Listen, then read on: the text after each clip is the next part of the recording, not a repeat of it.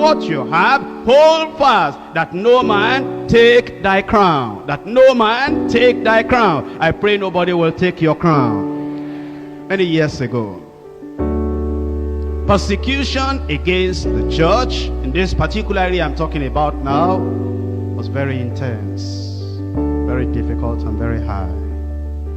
And there were these people that were Christians, and he decided that they were going to kill them, but not by shooting them. They were going to kill them by making them die slowly. And you see, that kind of death is very, very painful. If somebody is shot, within a few minutes the fellow is gone. But this one came with torture because of its being gradual. They put a terrible block, and you know, this kind of block, maybe you've not seen that kind over here. There was a particular place I was ministering, and because they used that hall for what they call skating, and then they put solid ice on the ground, and the ice will look like just the ground where you are now, very, very solid. But because of the meetings we were having, they had to put planks of wood on the solid ice so that people can, you know, still sit down, and they put their legs on the solid plank. But then there was somebody that tripped on that ice on the ground, that is in a pan that was not covered, and he broke his knee. I mean, it's solid ice, but very, very cold. So this persecution of these 40 people, they put them in this particular ice, not covered, very cold. And as they just put them there, what will happen is that they will just die away like that. And they put soldiers so that they cannot run away. Soldiers on guard with their guns.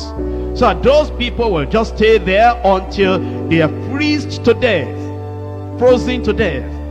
And so these 40 people there, when they first got there because of the persecution, they were holding on, and they said they were not going to give up.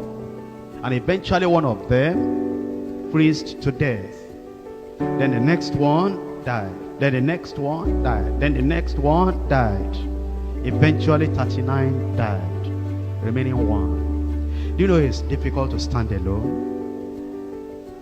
Do you know that when there's no encouragement and when there's no fellowship, where you don't hear the word of God like this, do you know, you'll think that you are the only one going through what you are going through. It's difficult to stand alone. So this other fellow began to wonder that before life is frozen out of me, maybe I should change my decision.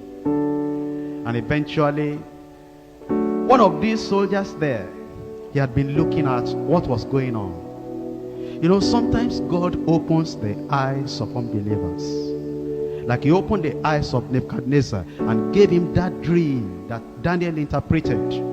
Like he opened the eyes of Pharaoh and gave him those two dreams that Joseph interpreted. Like he opened the eyes of the wife of Pilate and gave her that dream that he eventually said, don't do anything with that innocent man. He opened the eyes of this soldier carrying the gun and watching over these people that were dying one by one. And he saw that these people, immediately they die, the crown will be put on them, and then they fly away. He was saying, what?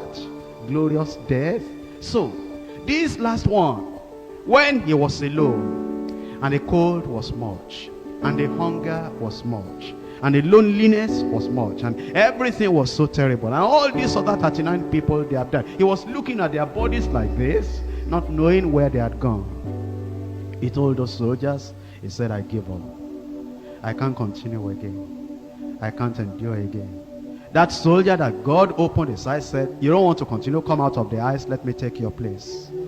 And took his place and got his crown. Hold fast what you have, that no man will take your crown. We don't know when Jesus is coming.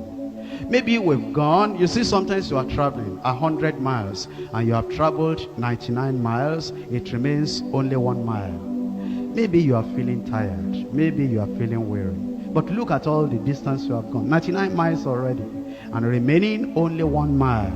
Why don't you say, even if I die, only 1 mile, I will make it? Why will you allow the devil to take your crown?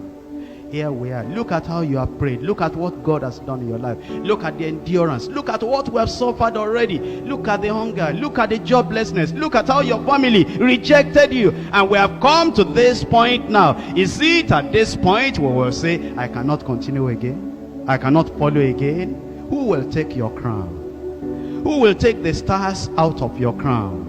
Where do you want to spend eternity? How do you want to end your Christian journey? You have borne the cross to this point. Can you not bear the cross for the little space that remains? You have been a conqueror up to this point. Can't you remain a conqueror for the little time that remains, so that nobody will take your crown? I pray nobody will take your crown.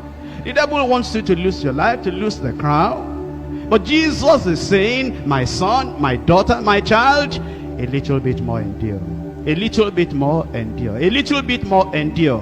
We shall soon be whole. Let's rise up and pray.